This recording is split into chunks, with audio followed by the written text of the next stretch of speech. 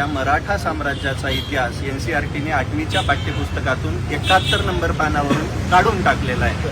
आधी हिंदी आणि उर्दूच्या पानावरून काढला आणि त्याच्यानंतर पंकज भोयरांनी माहिती दिल्यानंतर इंग्लिशच्या पानावरून पण पुस्तकामधून पण काढून टाकला. आमची एकच मागणी आहे, आमच्या इतिहासावरती, आमच्या स्वाभिमानावरती वार करणाऱ्या या केंद्र सरकारने, या NCERTने आमचा जो मराठा साम्राज्याचा इतिहास दर्शवणारा नकाशा आहे काढून टाकलेला आहे, तो परत आणावा, नाहीतर आम्ही याच्यापेक्षा तीव्र आंदोलन करणार.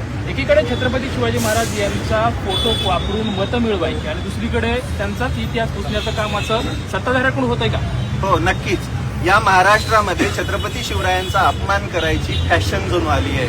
हे मतं मागताना छत्रपती शिवरायांचा फोटो पूर्ण महाराष्ट्रामध्ये लावतात, अगदी पाया पडून मतं मागतात आणि जेव्हा इतिहासाची वेळ येते, जेव्हा सत्तेवरती येतात, त्याच वेळेस मराठा साम्राज्याचा, छत्रपती शिवरायांच्या इतिहासावरती घाला घालतात, नवे नवे छत्रपती शिवरायांचा सारखा अपमान करतात आणि हे शांतपणे बघत बसतात. यांना फक्त छत्रपती शिवराय हे इलेक्शन पुरते, निवडणुकांपुरते आणि मतं घेण्यापुरतेच लागतात.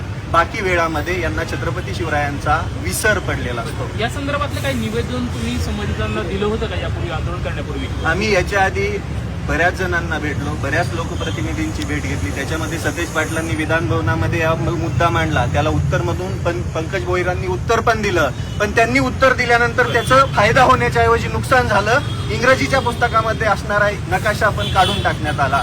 आमची या महाराष्ट्रातील प्रत्येक लोकप्रतिनिधीला मागणी आहे, या मुद्द्यावरती बोला.